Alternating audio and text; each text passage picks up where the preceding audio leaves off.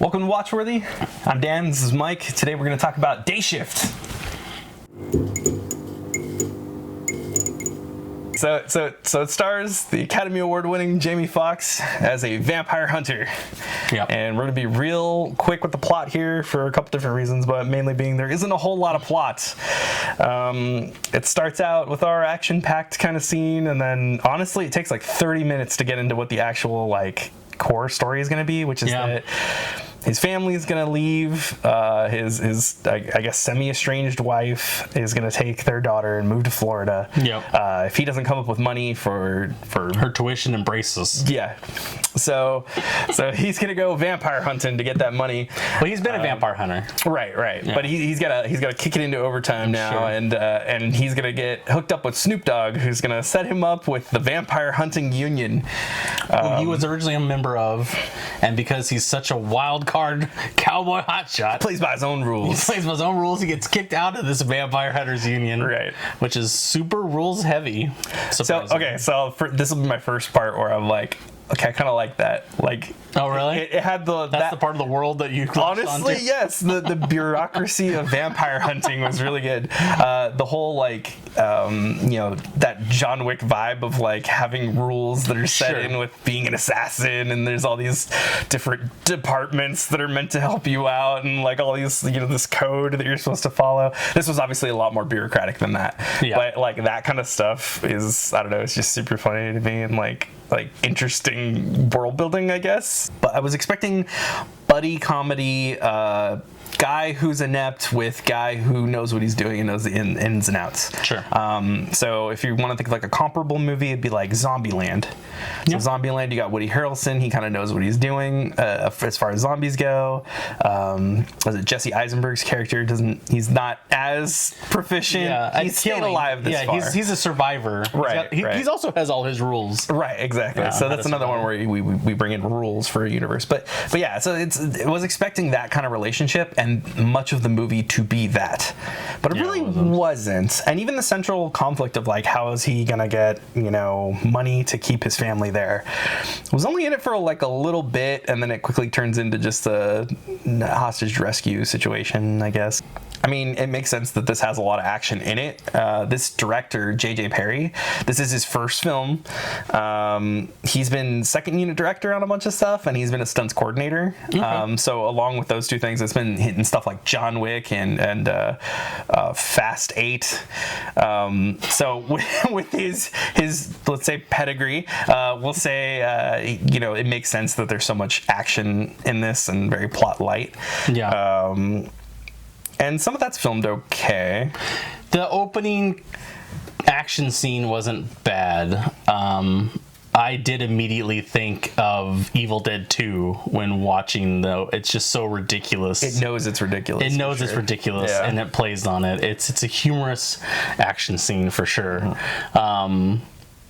But it gets a little bit more John Wicky with guns and stuff near the end, and you have less of that interesting hand-to-hand combat. And then you have the scene at the nest, where you get introduced to I can't remember the name of the brothers. They're the brothers, yeah, the brother team. There's a vampire hunting brother duo that are supposed to be famous in the vampire hunting world. Sure. One of them is played by Scott Adkins, which I thought was interesting, and he's a really I don't want to say he's well known. He's really well known for doing those follow-up sequels to movies that you had no idea there was a sequel to. I think he's in Jarhead 3 and stuff like that, where it's straight to Redbox or whatnot. He was also I want to say briefly in the running to be Batman before Ben Affleck was cast. Okay. So we could have potentially gotten Scott Adkins Batman. But yeah, those scenes were, just because they were so over the top, I think were some of my favorites in terms of the action. Yeah. He's fighting with nunchucks. He has boot knives. He's they're throwing knives and flipping around. I think didn't he get thrown a bullet at one point? Oh my god, that was so stupid. Some of that Toss me one, bro. Yeah. And he takes a bullet out of his gun, it launches, and then as he's he's flipping underneath, catches the bullet in his gun, and shoots the vampire in the head.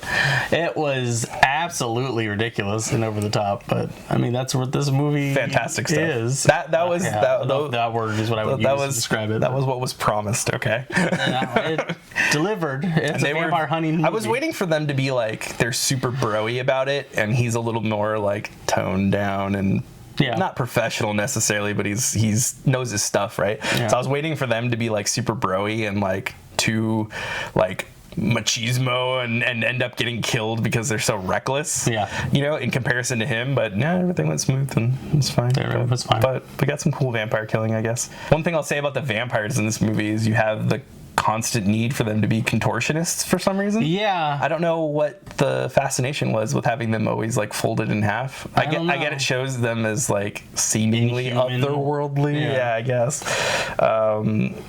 But it was super awkward in a lot of scenes where they just came out of stuff with the one vampire that comes out of the duct face that fights Dave Franco. Crawls out like a spider. And stuff. Like, and then like is contorting her crotch in his face, and he's on the ground, and it was very strange. Pretty much, we just get to the action scene, them killing the familiars and whatnot. Carla Souza, she's like a primarily like Mexican film actress. Is she the head vampire? She's the head vampire who's whatever, trying to take over the daytime. She wants to worship as a god again. She's Deacon Frost from Blade.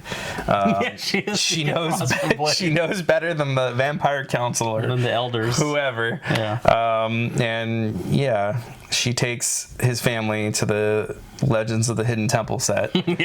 And with no explanation.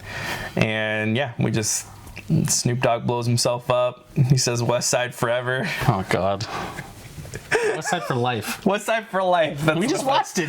I know. I will say one thing that looking into the credits after this, one of the co-writers is Shay Hatton. Notable works would be like John Wick 3, Army of the Dead, and very Army of the Dead, and that kind of follows. So Shay Hatton is slated to co-write with Zack Snyder on Rebel Moon. I don't know if you know much about Rebel Moon, but it's supposed to be like an old Zack Snyder Star Wars pitch for like a follow-up to Return of the Jedi. He made it before Disney bought Star Wars.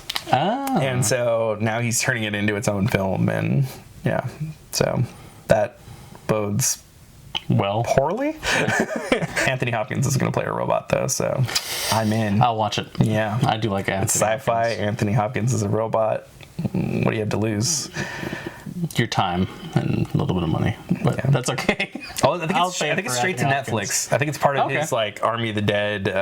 What was the other one? Army of Thieves like deal. Okay. I think it's going to Netflix. Army of Space? Is that what it's going to be called? No, Rebel Moon. It's still going to be called Rebel Moon? It's still called Rebel Moon. Well, anyway, back to the shitty movie that we watched. You first told me you were going to do this movie, and I immediately said why. First of all, I'm not a huge Jamie Foxx guy. Me neither. I don't. I mean, I like Collateral, and I liked. I don't even remember him in Collateral. He was alright in Baby Driver. He's okay in Django Unchained. He's the least interesting part of Django Unchained, and he's Django. He's amazing in Living Color. A lot of this film is very missable. Yeah, I don't think any of the acting was good.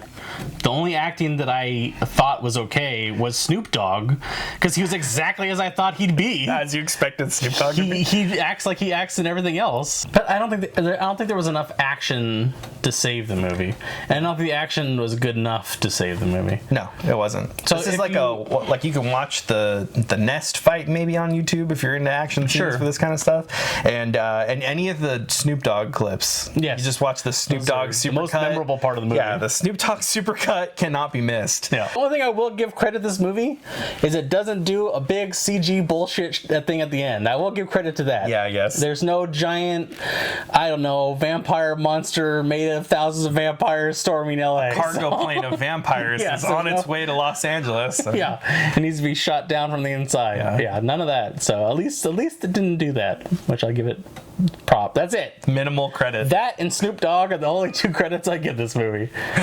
Don't watch it. I guess we should talk about vibes. On that note, do you want more? No, I don't want more. I did really want to watch this one.